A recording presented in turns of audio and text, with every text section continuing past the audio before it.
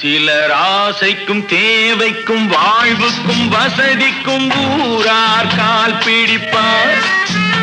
ஒரு மானமில்லை அதில் ஈனமில்லை, அவர் எப்போதும் வால் பிடிப்பார். எதிர்காலம் வரும் என் கடமை வரும், இந்த கூட்டத்தின் ஆட்டத்தை ஒழிப்பேன். பொது நீதியிலே புது பாதையிலே வரும் நல்லோர் முகத்திலே விழிப்பேன். வரும் நல்லோர் முகத்திலே விழிப்பேன். நான் ஆணையிட்டால் அது நடந்து விட்டால் இங்கு ஏழைகள் வேதனைப்பட மாட்டார்.